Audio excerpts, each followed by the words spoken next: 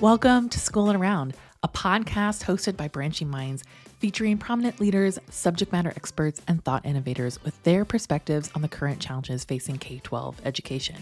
I am your host, Larissa Napolitan, a former teacher, instructional coach, and a member of the Branching Minds team, here to lead conversations and to shine a light on phenomenal educators and those that are on a mission to transform our schools and the lives of students. Maybe you've been listening for a while, or this is your first episode.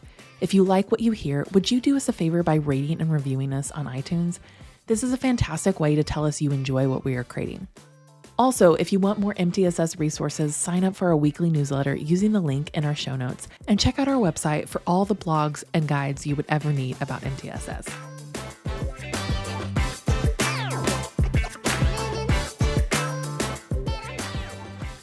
Middle school. The time of awkward growth spurts and questionable fashion choices and a whole lot of big emotions. And if you're an educator, you know that middle schoolers bring a unique set of challenges when it comes to academic, behavioral, and social emotional support. We all know that MTSS, or multi-tiered system of supports, is a proven framework for helping students succeed. But let's be honest, traditional MTSS models often don't translate well to middle schools. So today we're moving beyond the basics. We'll unpack why MTSS sometimes fails at the middle school level, the biggest mistakes schools make, and what high-performing schools are doing differently to create real impact. Let's get into it. Let's start with a truth bomb. Middle school is not just elementary school, but bigger. And it's not just high school, but younger. And yet many schools try to copy and paste MTSS models designed for these age groups and then wonder why they don't work. Here's what makes middle school MTSS uniquely different. First, more teachers and less time to collaborate. Unlike elementary school, where teachers see the same students all day, middle school teachers juggle 100 plus students and multiple subjects. That makes intervention coordination messy. Second, intervention fatigue. When students are stuck in the same support groups all year, it can feel like a punishment, not a pathway to success. And finally, scheduling nightmares. Schools want tier 2 and 3 time blocks, but without sacrificing core instruction. And the biggest issue, too many schools treat MTSS as an extra thing rather than the foundation of how they teach. If we don't address these structural challenges, MTSS becomes just another box to check rather than a game changer for students.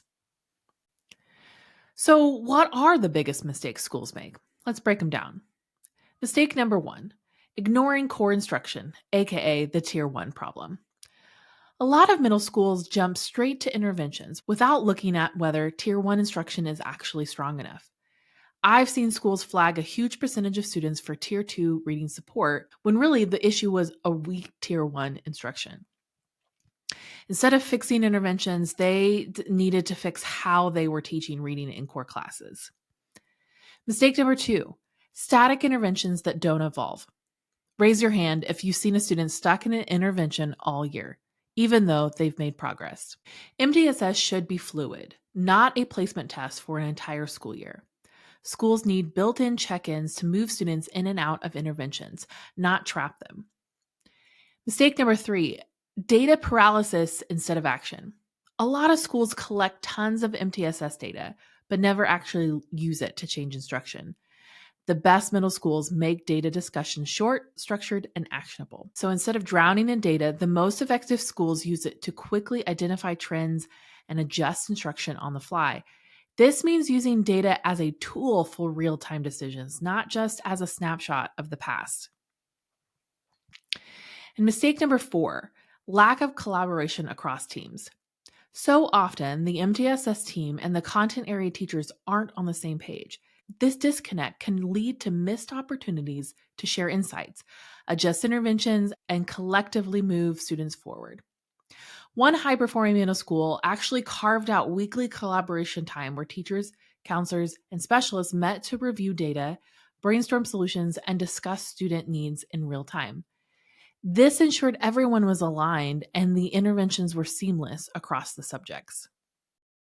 Hi friends, today I am taking a moment to give a special MTSS hero shout out to Cassandra, a middle school interventionist from San Benito, Texas. Her incredible dedication and leadership have made a lasting impact on both students and staff. Cassandra works tirelessly to support students and create a culture where every learner has the opportunity to thrive. Thank you, Cassandra, for your kindness, initiative, and unwavering passion for education. You inspire everyone around you every day. Now, back to our episode.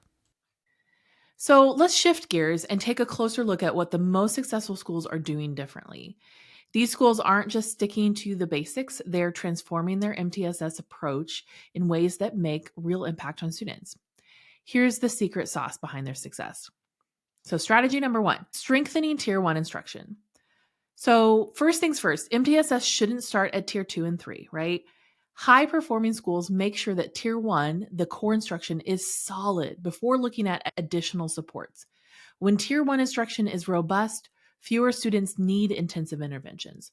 So, the best schools focus on quality teaching in the classroom that differentiates for all levels of learner from day one. For example, let's say a school sees that a significant percentage of their students are struggling with reading comprehension. Rather than jumping into tier 2 interventions immediately, they first ask, is our core reading instruction strong enough?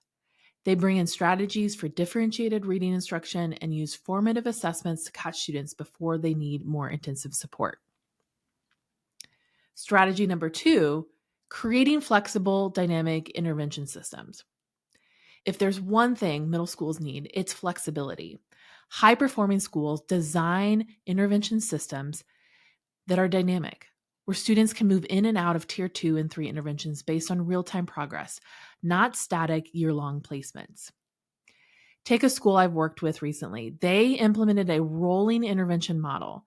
Students weren't locked into the same support groups all year. Instead, as soon as they showed improvement on a skill, they could exit that intervention and move into a new one, or even off the list entirely. This fluidity allows for better use of resources and ensures that interventions are targeted to the current needs of students, not where they were in the start of the year. Strategy number three, investing in ongoing teacher development. The best middle schools understand that the most powerful lever for change is the classroom teacher. So they focus heavily on professional development that's directly aligned with MTSS goals. Instead of one-off workshops, they provide sustained training throughout the year, focused on topics like data-driven instruction, formative assessments, and specific strategies for differentiating lessons in math, reading, and social studies. One middle school actually gave teachers MTSS office hours, weekly slots where they could get real-time coaching on implementing interventions and engaging with data. This hands-on approach makes sure that MTSS is part of the teacher's toolkit, not just something extra on their plates.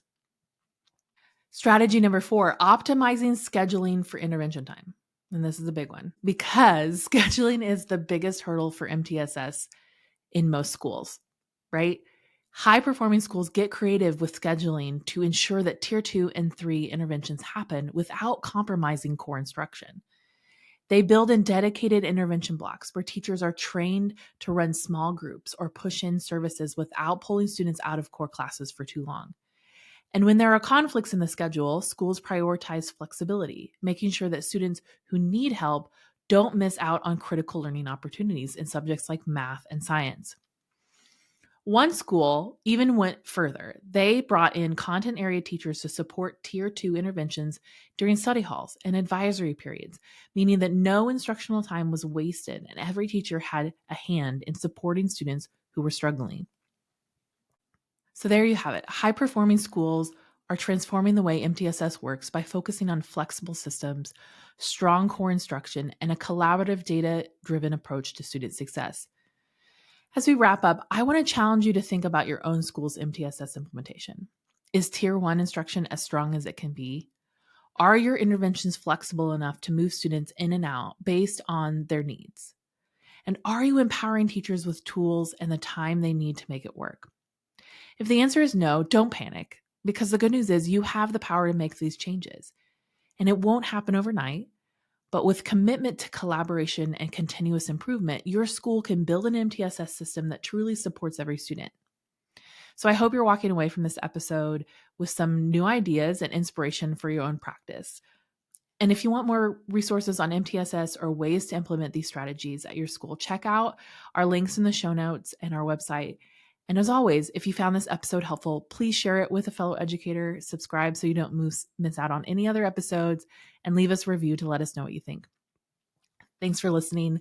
Let's continue working together to make middle schools a place where every student has the support they need to thrive.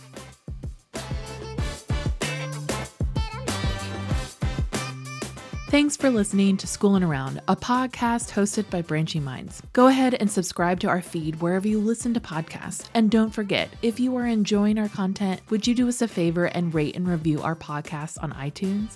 This helps others find our podcast and lets us know how much you love what we're creating. Branching Minds is an educational technology company using learning sciences and technology to help districts effectively personalize learning through MTSS. To learn more about us, check out our website, branchingminds.com, or follow us on Twitter, Facebook, or LinkedIn @Branching Minds.